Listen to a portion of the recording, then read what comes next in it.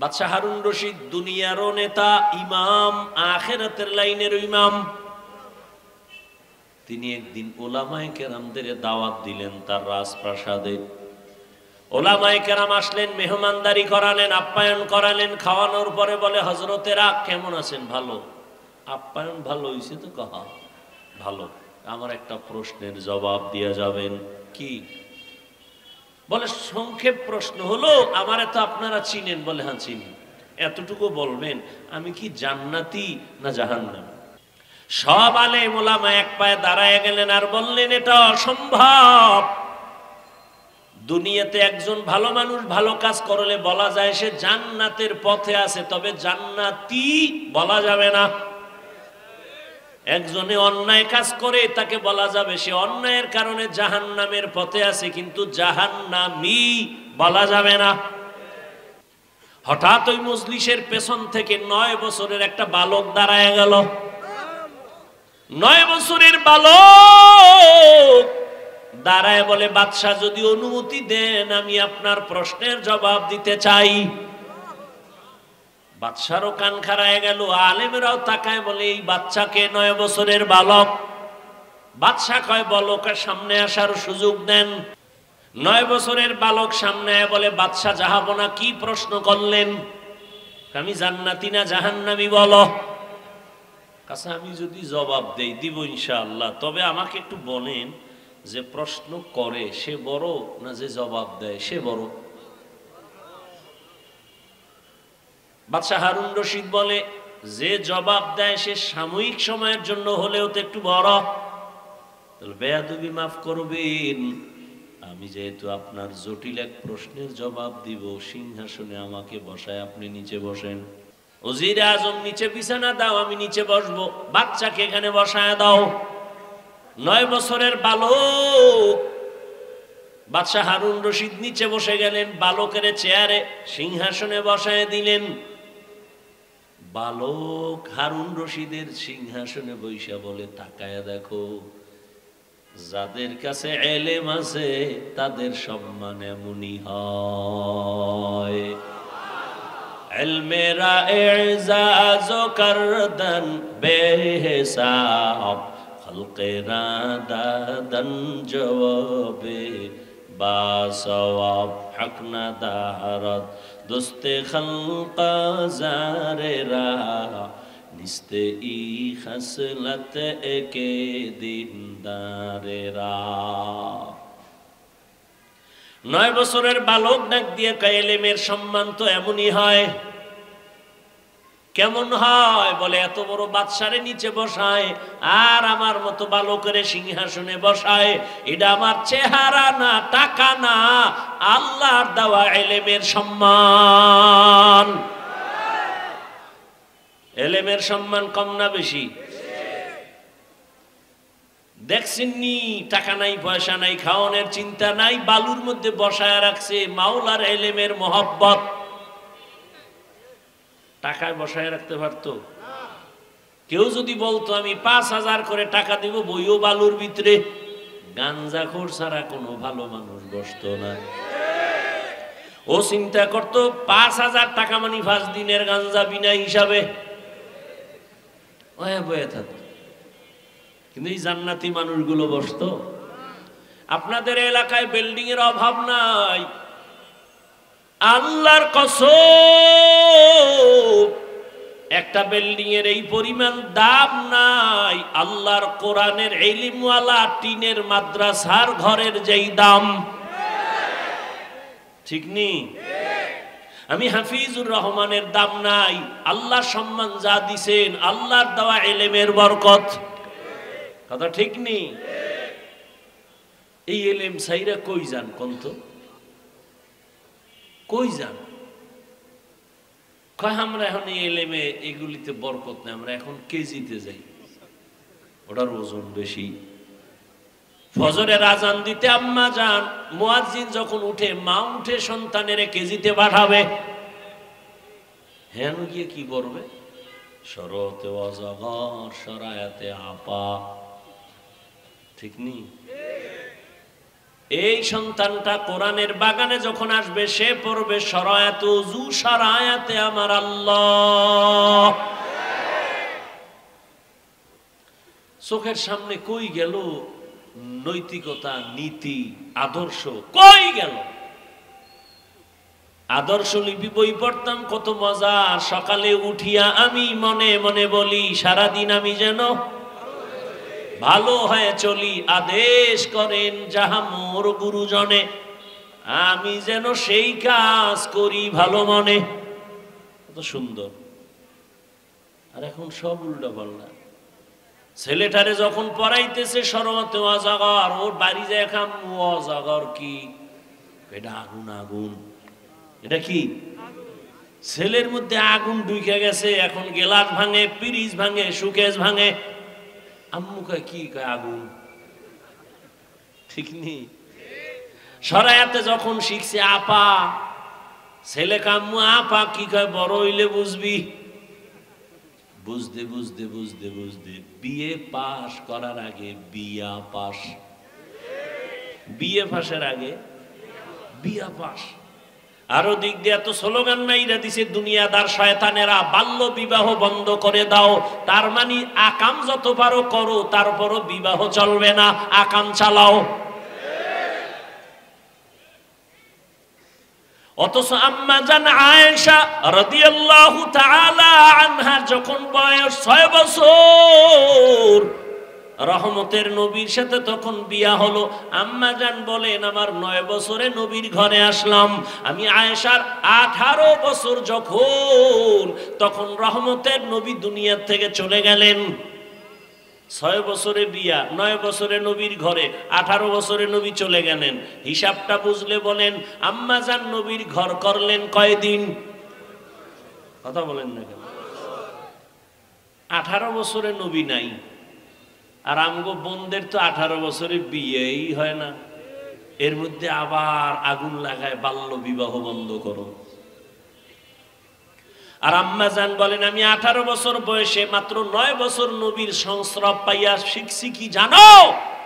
আমি আয়েশা 2000-এর উপরে হাদিসের হাফেজা হয়ে গেছি।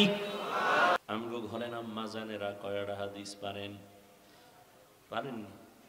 আপনারা কথা বলেন না, একটাও না। কেমনে আহলে হাদিস দাবি করেন? আম্মাজান আয়েশা 2000-এর উপরে হাদিসের হাফেজা, মাত্র 9 বছরের দোয়া।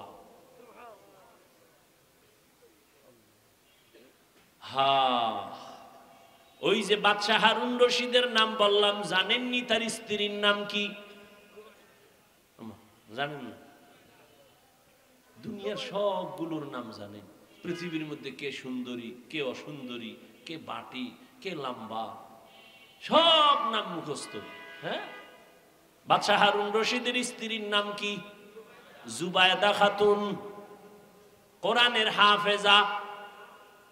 100 মহিলা জুবায়দার কাজ করে, 100 মহিলা, সবাই কোরআনের হাফেজা।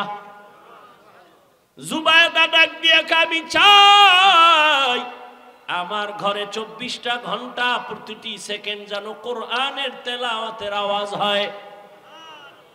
100 কাজের মহিলারে ভাগ করে দিল, তুমি আধা ঘন্টা তেলাওয়াত করে কাজে যাও, আর একজন তেলাওয়াত শুরু করো, আর একজন কাজে যাও, আর একজন তেলাওয়াত শুরু করো। বা এইভাবে শিডিউল করে দিয়েছেন। জুবায়দার ঘরে 24 ঘন্টাই কোরআনের আওয়াজ। এই ঘর রহমত হইব না? আর যে বিল্ডিং এর মালিকেরা ফজরের সময় মুসল্লিকে মসজিদে যাইতে গেট খুলে না, এরম বরকতি বিল্ডিং আছে না নাই? অনেক আল্লাহর বান্দারা কয় মনে চায় ফজরের নামাজে মসজিদে যাব, কিন্তু গেট খুলতে দেয় না দারোয়ান মালিক। এই বিল্ডিং এ আগুন লাগবে না তো কই লাগবে? হ্যাঁ, আল্লাহ হেদায়াত দান করে। হ্যাঁ রে, লাজ লজ্জা না হইলে কি করা? করোনার মতো এত গজব দিয়েও যাব, ঘাট তেরা সোজা হয় নাই। এটির আর কি করব? সারা দুনিয়া আমেরিকার আঙ্গুলের ইশারায় চলে। এখন আগুন লাগছে তোর 14 গোষ্ঠী লইয়া ফিরা কি বলিউড হলিউড গজব জজব সব হেন হ্যাঁ আগুন নিভছে এই ফেসবুকের গোলাম ভাইরা বলো নিভছে जिंदगी में बंदगी तो करना है जिंदगी में बंदगी तो करना है जिंदगी बे बंदगी शर्मिंदा है जिंदगी बे बंदगी शर्मिंदा है সংক্ষেপ ওই বালক কই আছে মনে আসেনি কই সিংহাসনে বসে বলে এলেমের সম্মান তো এমনই হয় দেখছেননি এখানে 4টা ছেলের মাথায় পাগড়ি দেয়া হলো কিসের কারণে আল্লাহর কোরআন তাদের সিনার মধ্যে জমা এই বাংলাদেশের চালাক মানুষ বলো আমরা যেই বাংলা বই পইরা বাংলা শিখছি আদর্শ লিপি এটার নাম কি এটা কি আর পাল্টাইছে নি নামটা তো গজব শুরু হয়ে গেছে না সাইডের দিকে সর্বাঙ্গে ঘা ঔষধ দেব কোথা আমাদের হযরত বলে গেলেন না প্রাইমারির বিষয় হ্যাঁ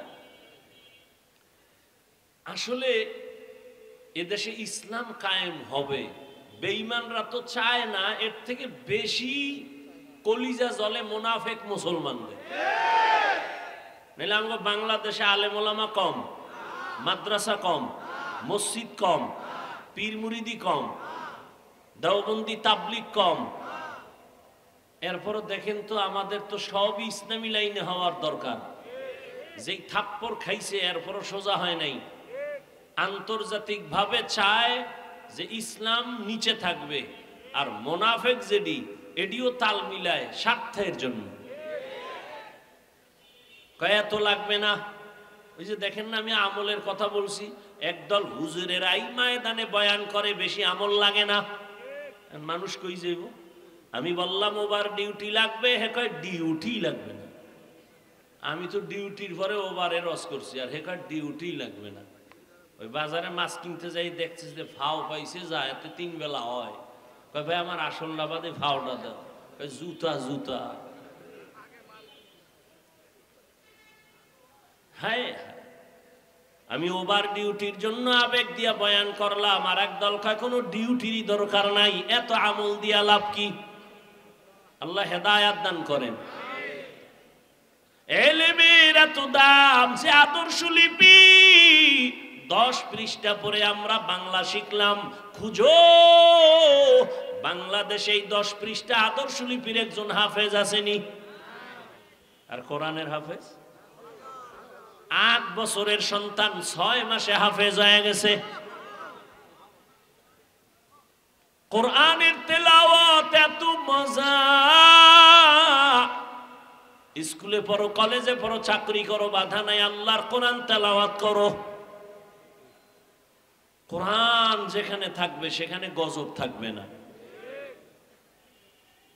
এখন তো সে ইলমের খবর নাই বরং এটা বন্ধ করার জন্য কে যেন কয় আবার মাদ্রাসা নাকি ব্যাঙের ছাতার মতো গজায় গেছে আবার বলে মাদ্রাসায় পড়ে লাভ নাই সব যাকাত ফিতরা খায় এই কোনো ইহুদি কয় না কিন্তু দুঃখ এই জায়গায় কোনো বেঈমানরা কয় না মুসলমানেরা কয় মাদ্রাসায় পড়ে লাভ নাই মাদ্রাসা ব্যাঙের ছাতার মতো মাদ্রাসায় পড়িয়া যাকাত ফিতরা খায় মাদ্রাসায় পড়িয়া এরা হক কথা বলতে পারে না হক কথা কে কয় হাসানুল হক রাশেদ খান হুমায়ুন আজাদ আহমদ শরীফ তসলিমা নসরিন হক কথা তো কোরআনওয়ালারা ছাড়া কেউ বলে না কেউ বলে না আর আমরা যে বলি কতটা বিনয়ী হইয়া বলি নরম হইয়া বলি পাও ধইরা বলি যেন কষ্ট না যায় কেন? কাউকে আঘাত করা মাকসাদ না। স্কুলে পড়ো আলহামদুলিল্লাহ, কলেজে পড়ো আলহামদুলিল্লাহ, চাকরি করো আলহামদুলিল্লাহ, ব্যবসা করো আলহামদুলিল্লাহ। দেখছেন নি কেমনে বয়ান করতেছি যাতে আপনাদের কলিজায় আঘাত না লাগে, এমন ভাবে বলতেছি যেন আপনারা দিল থেকেই ইসলামটারে মহব্বত করেন। এমন বয়ান দিমু যে একজনে কয় ও বাবা ইসলাম এত কঠিন, দরকারই নেই। ওই একজনে বলে অন্ধ, ওরে কয় ভাই তুই চোখের জুতি বাড়া, শরীরের তাজা কর। কি খাইলে? কয় গাভীর দুধ খাবি। কয় এটা কেমন? কয় সাদা। কয় সাদা কেমন? কয় বক চিনো? বক। না চিনি না। কয় বক হইল বক বাঁকা। কেমনে? কয় ধান কাটে না কাশি, ইডার মতো। এটা দৌড়িয়ে দেখা তো অর্দারে লই আইছি। কাশিদের বেহা করে দেখে ও দর্শে এটার দৌড়িয়ে দেয় বা সর্বনাশ। এইটা আমার মুখে দিবি? দরকার নাই, আমি এই মইরেই যাই, তারপর আমি দুধ খাওয়ার কোনো দরকার নেই। ইহা হাম সব মুসাফির হ্যায়, কবর আখের ঠিকানা, कोई आगे रवाना है कोई पीछे रवाना। এরে আল্লাহর বান্দারা, 9 বছরের বালক বসে বলে ইলমের সম্মান তো এমনই হয়। আল্লাহর কোরআন অন্তরে ঢুকাও রে মুমিন। আল্লাহর কোরআন পড়লে যেই বরকত হবে, যারা এই কোরআন ওয়ালাকে মহব্বত করবে তারাও সে বরকত পাবে। এবার 9 বছরের বালক কয় আপনার প্রশ্ন কি? বলে আমার প্রশ্ন, আমি বাদশাহ হারুন রশিদ জান্নাতি না জাহান্নামী বলো। কয় বলার আগে আমাকে বলেন, এই বাদশাহ আপনার জীবনে এমন কোন সুযোগ ছিল নি চাইলেই জেনা করতে পারবেন, কিন্তু আল্লাহর আযাবের ভয় আপনি জেনা করেন নাই? সুন্দরী সুন্দরী মেয়ের সামনে ছিল, চোখের জেনা, হাতের জেনা, অন্তরের জেনা করতে পারতেন, কিন্তু আল্লাহর আযাবের ভয়ে অন্যায় করেন নাই। বাদশাহ হারুন রশিদ বলে এরকম একবার না শতবার হয়েছে। একটা সুন্দরী মেয়ে, কত সুন্দরী, বিশ্ব সুন্দরী আমার সামনে দাঁড়ায়, আমি সুযোগ ছিল চাইলে জেনা করতে পারতাম, কিন্তু আল্লাহর শুকর,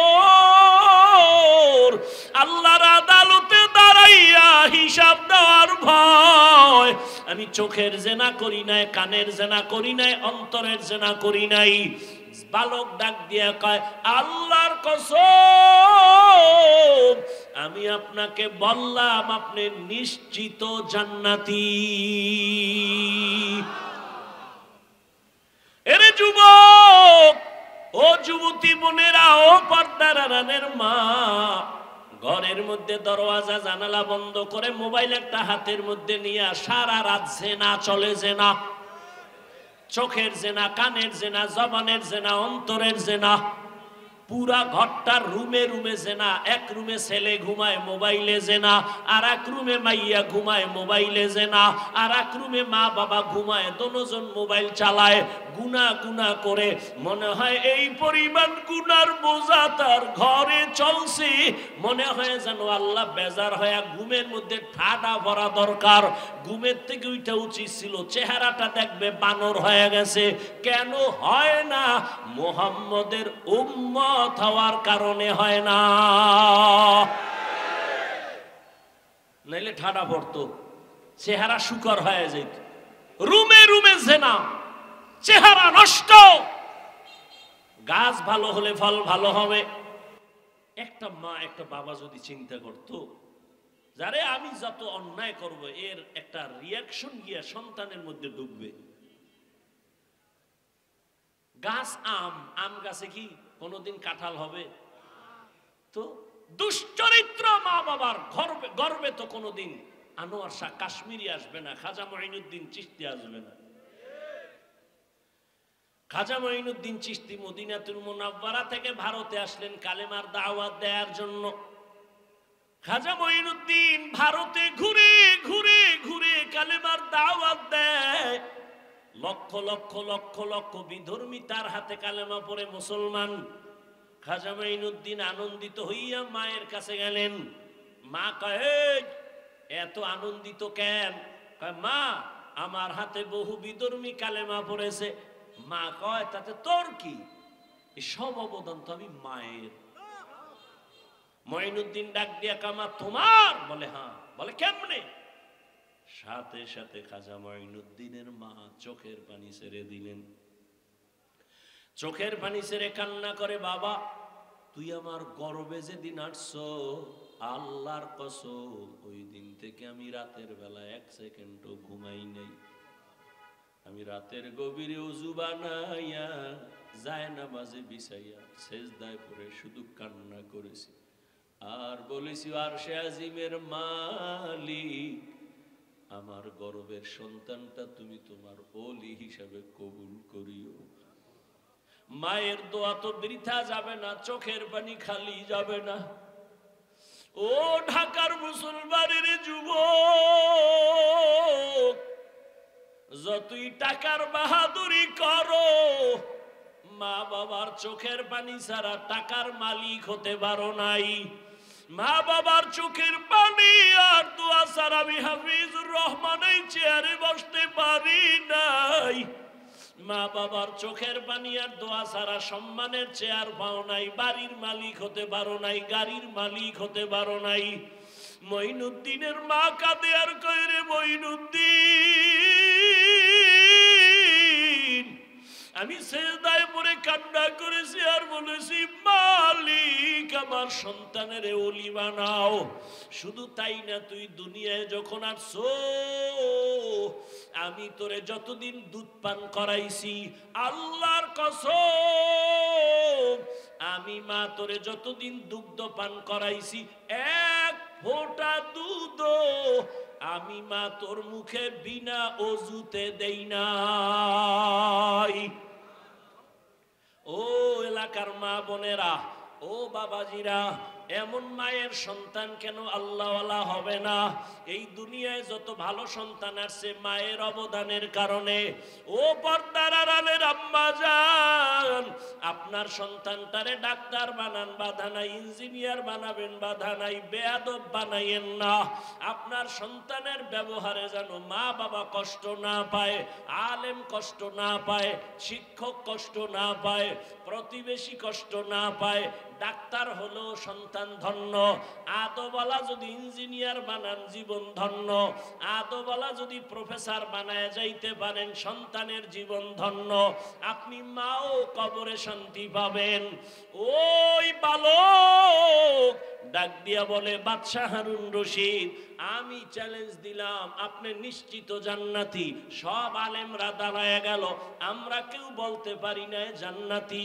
তুমি 9 বছরের বালক, কেমনে বলছো বাদশাহ হারুন রশিদ জান্নাতি? বলে, আল্লাহর কোরআনের আয়াত দিয়া দলিল দেই, শুনো। কোরআনের আয়াতের দলিল, ওয়া আম্মা মান খাফা মাকাম রাব্বিহি ওয়া নাহান নাফসা আনিল হাওয়া ফাইন্নাল জান্নাতা হিয়াল মাওয়া।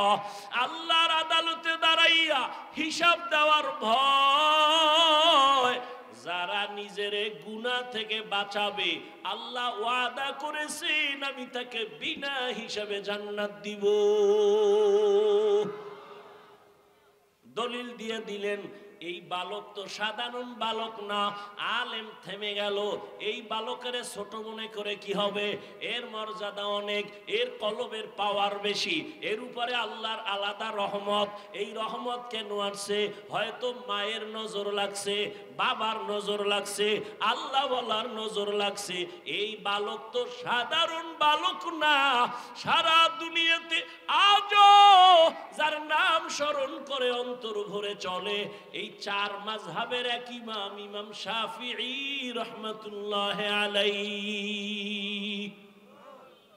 এই বালককে ইমাম শাফিঈ রাহমাতুল্লাহি আলাইহি কত বড় আল্লাহর ওলি, সারা দুনিয়াতে তার মাযহাব মাননেওয়ালার অভাব নাই। এর নবীর উম্মতের দলের যুবক, তুমি মাদ্রাসায় পড়ো না, আমার কোনো বাধা নাই। টুপি পরো না, বাধা নাই। তোমাকে জোর করে বলি না মাদ্রাসায় যাও। দাড়ি লাগাইয়া তসবি পরে পাগড়ি বড় বলি নাই, বড় আমি বলছি তুমি ডাক্তার হও, ইঞ্জিনিয়ার হও, চাকরিজীবী হও, ব্যবসায়ী হও, কিন্তু বেয়াদব হইবা না। মা বাবার দোয়া, শিক্ষকের দোয়া, আলেমের দোয়া নিয়ে সামনে আগাও। এবার দেখো তোমার মতো যুবক জেনারেল লাইনে পড়ে 5 ওয়াক্ত নামাজি আসেনি? তোমার কপাল কেন খারাপ? তুমি কেন পারো না? তোমার মতো যুবক স্কুলে পড়ে, কলেজে পড়ে, নামাজ ছাড়ে না। বলো বাবা আল্লাহ বিবেক দিছে, বিবেক দিয়া জবাব দাও, তুমি কেন পারো না? তোমার মতো যুবক রাস্তায় গাড়ি চালায়, নামাজ ছাড়ে না। বলো তুমি কেন পারো না? তোমার মতো যুবক র্যাব, আর্মি, পুলিশ, বিডিআরের চাকরি করে, নামাজ ছাড়ে না। বলো তুমি কেন পারো না? তোমার কপালে কার বরদোয়া লাগছে চিন্তা করো। তোমার মতো যুবক doctor, engineer, professor, OC, DC, SP নামাজি নাই? তুমি কেন পারো না? এখনো সময় আছে, তওবা করো। কয়দিন আর দুনিয়ায় বাঁচবা? ও পর্দার আড়ালের মা বোন, আপনার মতো কত মা কত বোন এখনো আছে এই এলাকায়, পর্দা করে, বেপর্দায় চলে না, নামাজ ছাড়ে না, মোবাইলে সময় নষ্ট করে না, স্বামীর মাল নষ্ট করে না, হেফাজত করে, সন্তানগুলো আদর্শওয়ালা বানানোর মেহনত করে। ও মা আপনি কেন পারবেন না?